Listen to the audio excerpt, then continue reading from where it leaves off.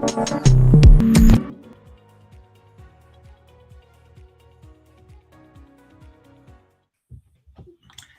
hello there. My name is TELx, and it's May the 14th here in sunny New Zealand, or most likely still the 13th where everybody else is.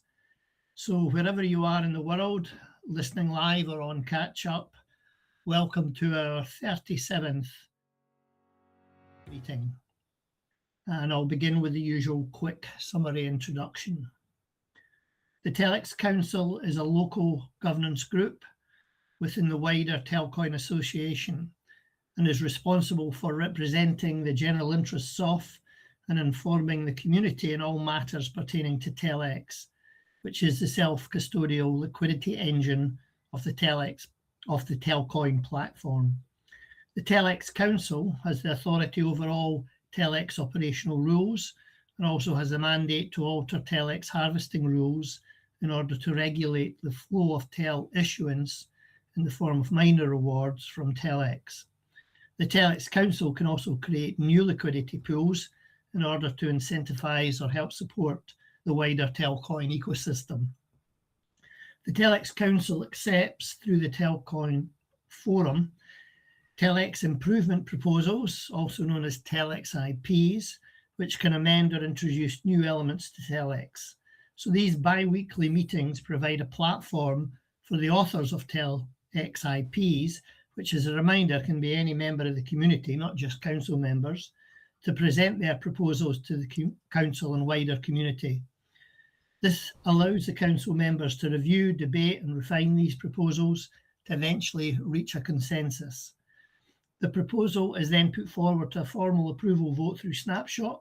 Participation in these snapshot votes are mandatory for all TELx council members, and in order for a proposal to be approved, there needs to be a 5 out of 6 majority vote in favour. And all 6 members must vote within 7 days from the date of the proposal being uploaded to Snapshot.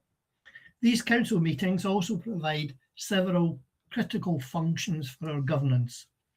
They help provide transparency to our community and provide a semi-formal structure for our discussions. They provide a medium for regular TELx system updates and help facilitate the maintenance and improvements to the TELx website.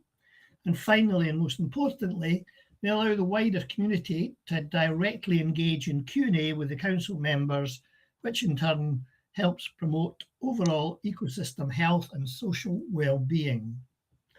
So for today's meeting, I'll be hosting, and we're supposed to be having a short recap from our last meeting. So over to Mike in the US, if he's there.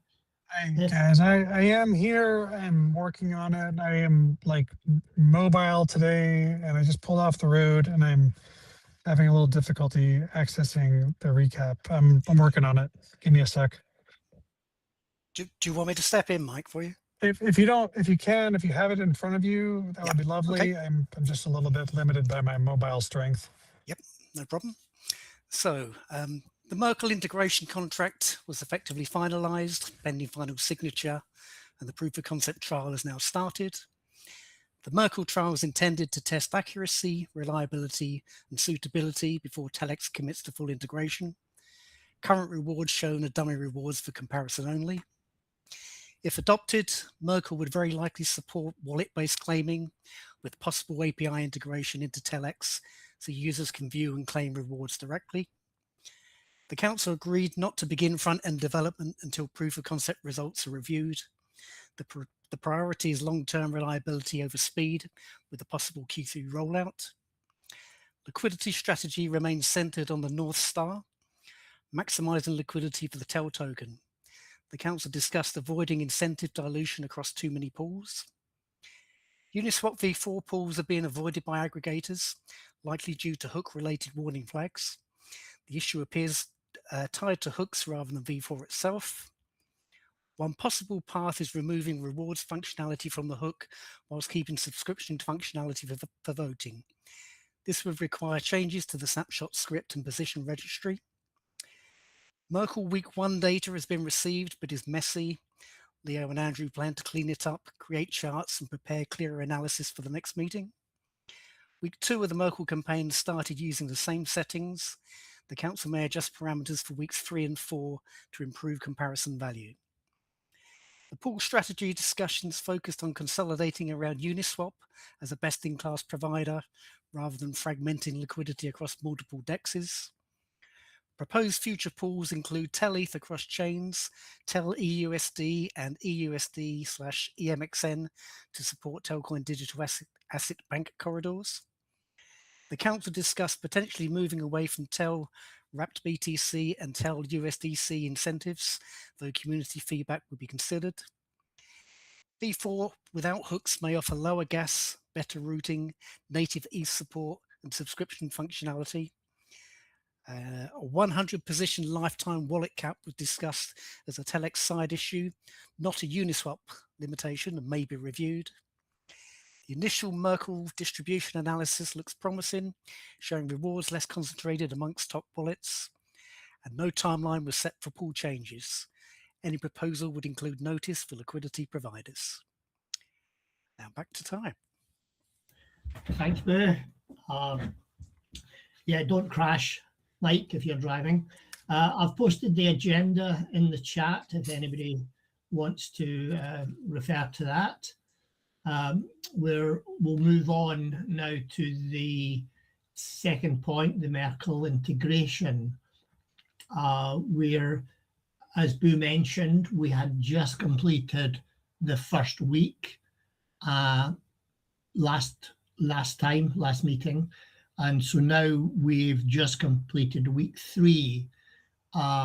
Week 2 was run with basically the same setup to give us a sort of comparison of the setups with week 1, but week 3 we decided to expand the number of campaigns, and we actually had 6 campaigns running, all with different settings in the Merkl parameter page, and that will continue into week 4.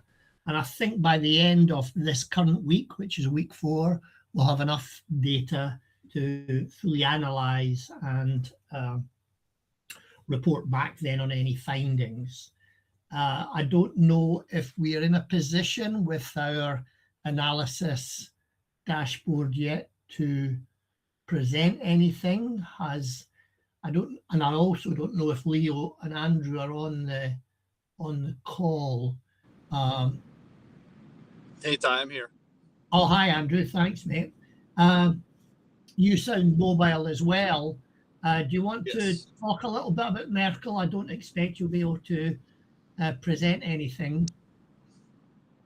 Yeah, definitely no presentations. I am driving, but yeah, there's been some conversation too back and forth with Leo and Baptiste in our Telegram group that we have going on with them. It sounds like Leo is asking for an additional week, so maybe like a 5th week to see if we can do, those 6 different campaigns, just to get a little bit more data for us to kind of review. And then if I'm not mistaken, if Leo's not on to speak to it, then I know he was asking too if we can have the ability to, adjust those parameters with the data that they send us. It doesn't sound like we're going to be able to do that because the code that they have is closed sourced. It's all proprietary to Merkl, so it's understandable that they're not going to open source it to everybody, so that's fair. But to your point, again, the goal is to review everything, analyze it, and make sure that we're distributing the rewards in a fair way, not only just to those who are providing that liquidity in the tight range, who has that concentrated liquidity, but also it's distributed across the total liquidity within those pools. So from a high level, again, I think it's looking good so far. But for me, I really want to dive into the numbers, which for the 3rd period, which just ended, which we obviously haven't had time to really dive in on those 6 different parameters that we had set, right? So just a reminder for those that don't know, the 3 parameters are essentially the fees being associated in the pool, and then the liquidity or TVL, within each individual asset. So obviously TEL or ETH in this particular example. So those are the three parameters that we can adjust and move depending on how we want to, provide those incentives and rewards. I don't know if we have a definition. I know we have it somewhere, but I don't know if somebody has it handy of what those 6 different parameters were. And maybe we can just explain that.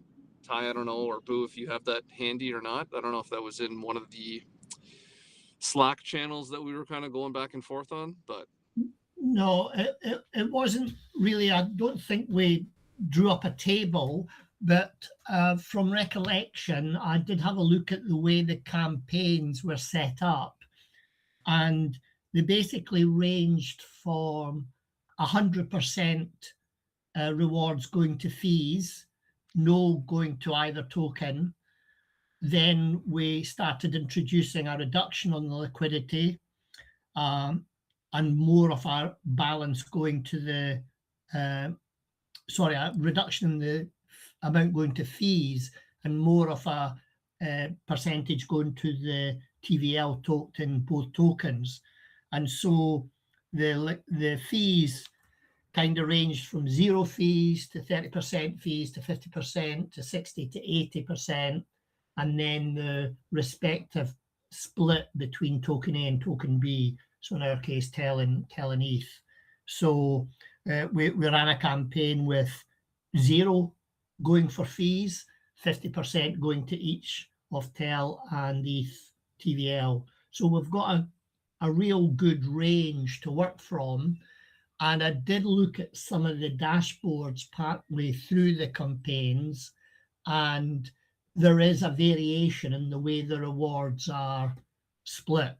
So it will be really interesting to do that full analysis on week 3 and on the current week 4 data set that we've got. I don't know if Eric has did it look at anything as well? Because I know you're quite interested in this as well, Eric. Yeah, I think the current analysis is pointing in the right direction, especially in smoothing out the rewards over everybody in the pool. I think what we're seeing with Merkl is within the boundaries of what we want to see. But with the current, I think we have three different metrics for the coming periods that will give us a full closure on also the metrics that we can play with. But for now, it seems that the rewards are smoothed out pretty cool, and we're actually eliminating some extreme rewards going to the 1 or 2 liquidity providers that have really narrow ranges. Smart, actually. So yeah, what we're seeing now, I think it's kind of what we want to see. Yeah. Yeah, great. Were you, just remind me, were you kind of working on an AI analysis of that data? Yeah. AI is actually coming pretty in handy in here. And in the end of the week, I will be able to put the next reward period in, and I got a feeling what we're gonna see, but we still have to check it. But we will come to a conclusive part in the end of this week or next week. So it's looking good from here. Yeah. Yeah. I think when we're ready, we'll have to agree where to put this information. Obviously, we can deal with it internally on Slack, but when we're ready to present it to the community, obviously we could show some highlights on this type of call, but we might want to give something maybe on Discord or somewhere if someone wants to go through the analysis in a little bit more depth when we're ready. Sorry, Ty. Yeah. From that perspective, Boo, like I know we were working on getting a Medium page for the Telcoin Association. Would it make sense to publish it there, like our findings and analysis through a little bit more of a more formal setting and a more formal way? Yeah, that sounds just as good. Okay. But again, I'm good to blast it everywhere. I'm just thinking like to have something a little bit more formal if we could. Like again, for me, the most formal way that we can do it is through those Medium articles. But yeah, whatever everybody thinks is going to be best. But Yeah, Yeah. I like it, Andrew. Personally, I like Medium very much, and to put it in a little bit more formal, I think would be a good thing. Yeah. okay. And then I was just going to quick comment too, just so that we don't kind of lose sight of like that North Star aspect of Merkl as well. Obviously, one of the goals is to try to, you know, broaden the distribution of the rewards in a fair and honest way. But also, like the major aspect of what we want to do is to try to drive liquidity to the asset and to TELx. Right. So I think that's where part of the conversation we need to have with Merkl again after we're kind of done this is, you know, based on the parameters, how we want to set it up. Okay, yeah, we can look at it from a data perspective. That's going to look at a fair distribution side of things, but to actually put this into context of like, okay, how do we go out and attract liquidity to provide for, you know, TEL and USDC or EUSD and TEL, you know, ETH. Right? Like what are the strategies that they've seen that have worked for that goal? And we're gonna have to do both of those kind of goals in lockstep. You know what I mean? Yeah. So I think what we should do is probably by next meeting, so in 2 weeks' time, be able to kind of present our early findings to the community. So somebody could maybe do a dashboard or something that we can talk through, and then we'll have a more fuller report available for more detailed reading, and then the follow-up discussions with Merkl, obviously, with some conclusions as to what we decide to do. So that should be within the next probably 4 weeks, I would think. Does everybody agree? Yeah, I think that's fair. But what I would suggest too is maybe let's try to reach out to Baptiste this week to try to book a meeting towards the end of next week, so we have a couple days to review week 4 reward distribution from them, and then let's have that conversation with them on, you know, does it make sense these parameters to evenly distribute the rewards, and then what parameters do they suggest to try to, you know, have liquidity attracted to those pools, and then we can kind of use both of those together to then build our plan moving forward. But just for everybody else, not just the TELx Council here, keep in mind we do have the ability to adjust those campaigns and those parameters as we go. So if we notice in 3 months that, you know what, we might find it works better with these parameters A, then we can shift to that if we need to. Or if we feel in 3 months it might need to be parameter B, then we can shift to that as well too. So it might be an ever flowing, you know, depending on what our goals are and what the needs are, we can shift and adjust based on that. So I just want to keep that top. Yeah, no, that's a great point, Andrew, because by using Merkl, if we do decide to use Merkl, then because it will change the reward distribution, that may in turn cause liquidity providers' behaviors to change in terms of we may get more people putting in liquidity with a wider range, which is what we're hoping for, rather than a very small subset of liquidity miners using tight ranges and actively managing their positions. So by changing the behavior, we'll probably see a further evolution of the reward curve that we were talking about.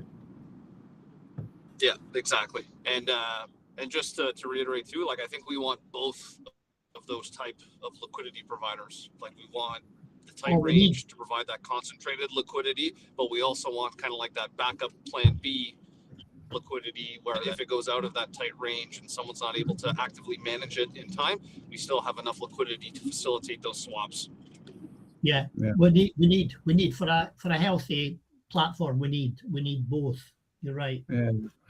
Well, I think it's also a bonus with Merkl that if we're going to a V3 system only, the possibilities that Merkl offer with the full range and the metrics that we can play with, we're also able to reward the broader liquidity instead of like the V2 that we had if we're going to a complete V3 system. So yeah. Yeah, great. Anybody got any other points on this topic before we move on to the next? I'll just check the. Okay. Yeah, there's a couple of questions that are not really relevant to the TELx meeting. This is a TELx meeting, yeah, validators are heavily. Yeah. It was more about how many tokens validators have to provide, so totally off our brief. Okie doke. Moving on to the next item, timeline for TELx liquidity shift to new pool. Well, I think we've kind of stated that we won't do anything without adequate notice. Mike, do you want to maybe expand on that point? I think you added it to the agenda. On the Uniswap point? No, timeline for TELx liquidity shift to new pool. Oh yeah, I mean, we kind of discussed that last time. I think we're kind of all in alignment on like sort of waiting for the sort of V3 token situation on that. But I just want to be like super clear in like when the jump point comes, that we're prepared, ready, and we have all new pools sort of discussed, voted upon, and sort of ready to roll. You know what I mean? Like that's basically. I mean, you guys we're all like in agreement with that, but just getting real clear. And I think Andrew's document that he created on that really helped with that, just to sort of see, okay, we're gonna sort of make this transition in one fell swoop, and let's be ready to do so. And so that's all. That was the only sort of agenda thing on that. I don't know if there's anything to really add to it. Right. Yeah, I was just going to say it's tying everything in with like Merkl too, and making sure that we can align all that kind of stuff, right? So instead of having proposals for this, then a proposal for that, then another proposal for this other thing, let's do it all properly. Let's be concise. Let's plan ahead and make sure that we have all of our ducks in a row. Let's do it all together in one fall swoop, like you said, Mike. And then move forward, kind of going from there. So in terms of timing, I don't think we're going to have a set date as of yet, because we're waiting on a few other dominoes to fall. But I think we're kind of, hopefully, in an ideal world, we'd be kind of lining up towards the end of June or sometime, like summertime, where we kind of have made this full transition, and we kind of get to kind of bring the new pools online and everything like that. So yeah, so roughly sometime, as you say, Mike, sometime in Q3. And Q2 or at the best possible scenario, but more likely early Q3. Yeah, Q3. Yeah. Great. Okay. Let's go on to the pool strategy and incentive. I think at this point I would like to introduce a new participant in the conversation. His name is Noah, and he's I believe he's a Telcoin guy. Maybe if Noah would like to jump up on stage here, we'll get a brief introduction. Sure. And he can tell us a little bit about what he's been doing in the background for us. Yeah, so I'm a senior Solidity engineer for Telcoin. I've been working on putting together some analysis for the V4 hooks and the position registry, and the analysis of how that all gets impacted if we get Merkl fully implemented. And do you want me to just keep going with what I've discovered?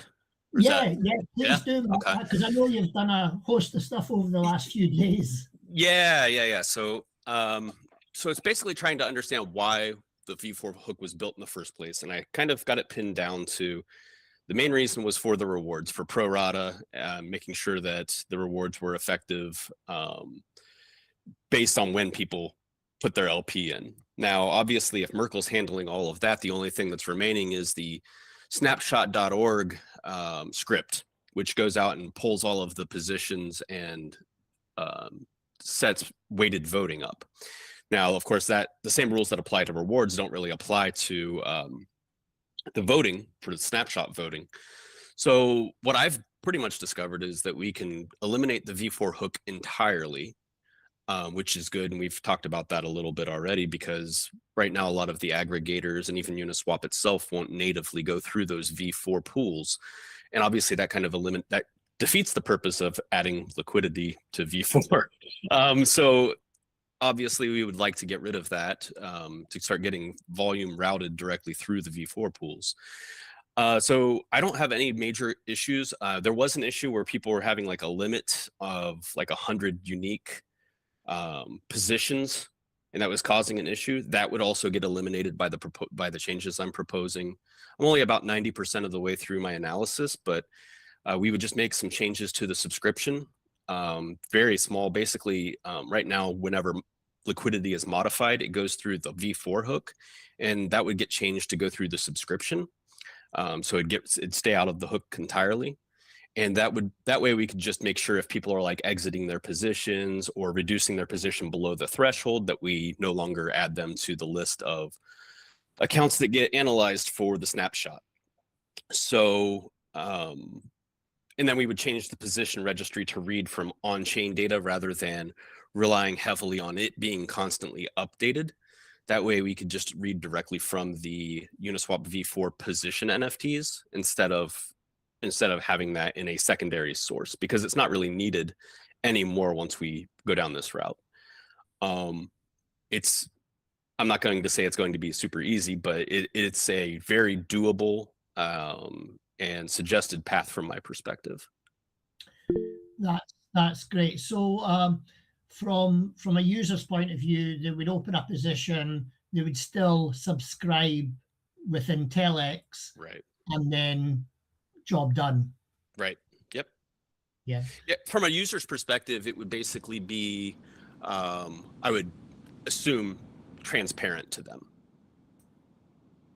So from a user that's actually staking the LP, they wouldn't know whether the hook's there or not. Right now, they don't really interact with it directly. The difference is, the pools would have to be updated to not include the hook. So right now, when you go to add liquidity, it's passing in the hook address, and that would have to be eliminated.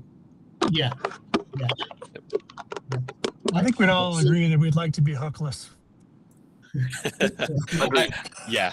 I think it'll greatly simplify things for everybody involved. So Noah, we still have So to Noah, subscribe the position or not? Yeah, you still have to subscribe the position because it still needs to track it in the position registry. Well, Leo and I have been talking about this. Can we get rid of the position registry entirely? And I think the answer is generally no. And the reason why we can't is otherwise we'd have to scroll through all of the positions and find our pool and find, we basically have to go through every Uniswap V4 position. Having the registry gives us a narrowed scope of which IDs do we need to scan to see which ones are eligible for the voting. Does that make sense? But Yeah. 100%. Okay. I think we want to continue to incentivize those that are putting that liquidity in because they're aware of Telcoin, they're aware of TELx and all that kind of stuff too, right? So we want to push those incentivized towards the community, not just people providing liquidity to Telcoin for whatever reasons. If they see, that the fees are there and they're good, okay, well, yeah, it's great that you guys are providing liquidity, but if you're not familiar with TELx, then again, you shouldn't be reaping those rewards. Right, those are meant for us to provide to the community that is helping get things off the ground from that perspective. No, this is all great and I appreciate it. I just had one question too. Then when you mentioned kind of the adjustment. So in an example where someone goes in, provides liquidity, subscribes to a position on TELx, if they add, say, another $500 within that same subscription or in that same NFT zone, like they're not adjusting the the bands by any means. They're just adding more. Do they need to then subscribe again into No. TELx? Or sorry, I guess would they have to like unsubscribe, add the liquidity, then resubscribe, or it's going to automatically pull in that? It'll automatically pull, because we're going to update the position registry to, instead of reading from local storage, it's going to reach back out to the positions directly. Perfect. Okay, that's what my thought was on how you said it. I just want to get confirmation. So So that's great. That makes things a lot smoother for anybody that is just adding or potentially withdrawing from their position. Yep. But if they need to, like, say, if they want to adjust the range, then it'll go through the same motion where if they're using that same liquidity, they'll have to unsubscribe, get out of the pool, go back in, adjust the range, and then resubscribe. Correct? Correct. Yeah. Because Actually, a new position. if it's a new position, only if it's a new position. If the position hasn't changed, Well, it would Yeah, be it'll be a because new they're NFT. It'd be a changing new- the range. right when you change the It'll range, be a it's new gonna- NFT at that point, so that's Exactly. why they'll have to resubscribe. Exactly. Perfect. Right. Okay, I appreciate the clarification. Thank you, sir. Yep. All right, let's. We've got a forest of hands raised. Well, we did have, but Leo, would you like to come up?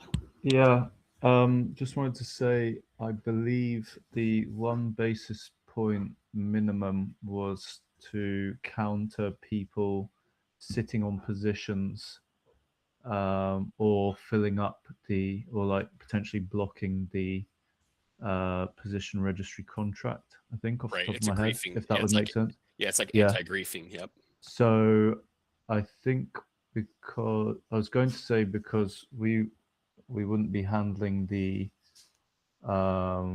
rewards anymore, we could maybe get rid of that, but the contract would still be blockable. So Correct. we We still should need to probably keep it. keep that. Yeah. Yeah. Okay, yeah. cool. Yeah, actually, what I Noted. did, Leo, and I updated it in the document that I sent over to you.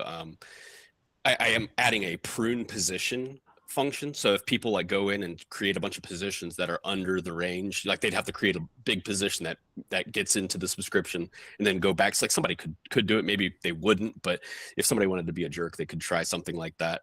Basically, we can prune out all of those invalid position NFTs if they do happen to come in. And actually, I think you guys were mentioning that there's already some issues with people hitting that 100 limit.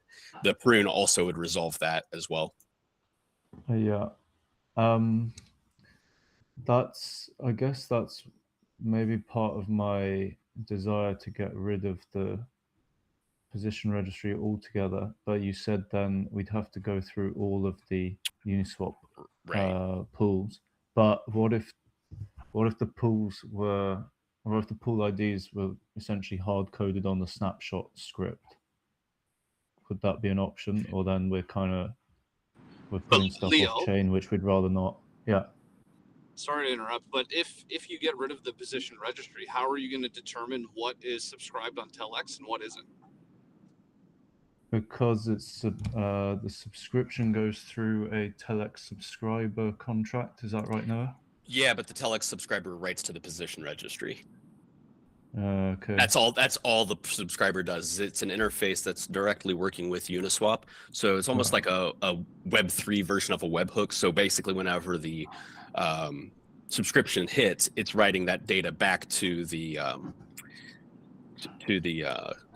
position registry. Okay. Yeah. So if we get rid of the position registry, that data just would go nowhere. I mean, this is valuable, but I think it's getting into too much technical detail for a lot of people. Sure. Apologies. I know you invited you guys yet, but we should, let's go to Boo, who's next on the raised hands list. Yeah, it's just from a user perspective, as this is getting quite technical, just a question or confirmation from Noah. So we've had, as you're aware, a couple of users that's been affected by the 100 position limit. I'm guessing then, should we then get rid of the hook, their addresses that reach that limit, would we need to do anything, or would they physically be able to start using those addresses again afterwards? Yeah, because it'll be a new position registry and it'll be a new pool, because we have to remove the V4 hook, right? So once you remove the hook, that becomes a new pool that we're referencing. So we're going to have a new everything. So all that old data that's in there would have to get wiped out because the position registry is not upgradable. So they'd be starting over. They'd be able to use those wallets again. Yeah. Perfect. Thank you.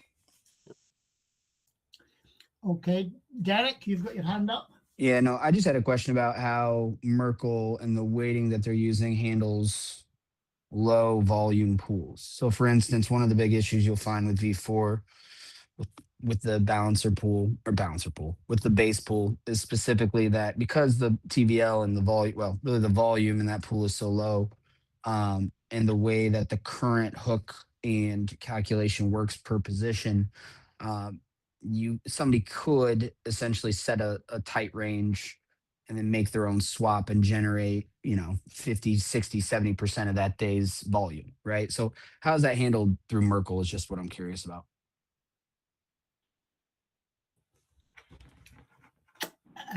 Good question. I Like, I don't think really know.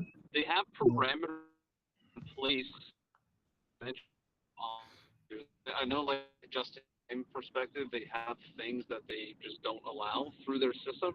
Specifically on like that question, Derek, like we might have to bring it back to Baptiste to get an answer. In your I think that's conversations with Baptiste, you know the answer to that, but Yeah, Andrew, they do have in their system, they do have stuff built in to counter this kind of behavior. It's time weighted. Cool. Good. I think I have to look into it again, but they do have the stuff in there. Yeah, if they run the time, yeah, I know what you're speaking about with the time weighted, Yeah. which would satisfy that. That would fix the issue because it's not gated by block start, block end. It's gated by time instead. Yeah. So that does help. Yep. Okay. Another point, by the way. Past week I ran into a few groups on Discord where AI agents were actually running to look for liquidity pools where it was easy to get rewards. I think to have a subscription still there, the extra step in the future will come in handy to eliminate this kind of behavior from AI agents that are more and more active in DeFi environments, looking for cheap rewards and liquidity. So yeah. Just to add that. Yeah, no, that's a good point. And that was one of the reasons we included that subscription strategy to draw people back into the ecosystem rather than just reward hunters. Yeah, we want to reward your real users, right? That have an affection with Telcoin and not some AI agents built to roam off rewards and everything. So yeah, you got to look at that in the future. Yeah. Okay, good discussion, guys. So we're at the section on miscellaneous. Anybody got anything else they want to talk about? I'll just check the stream.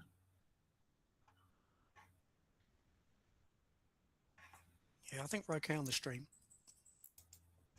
Yeah.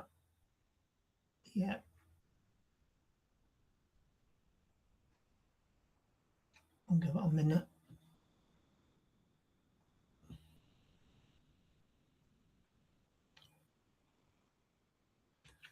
Yeah. Okay. Well, thanks, Noah. That's good to meet you on the TELx platform as well. If there's no other questions or any points to be discussed, we may call it at 7:42 my time in the morning, 3:42 Eastern Standard Time, I suppose. Thanks, guys. Appreciate it. Yeah. Well, Okay. Next meeting in 2 weeks' time. That'll do. Thanks, everybody. All right. Thanks, everyone. Bye for now.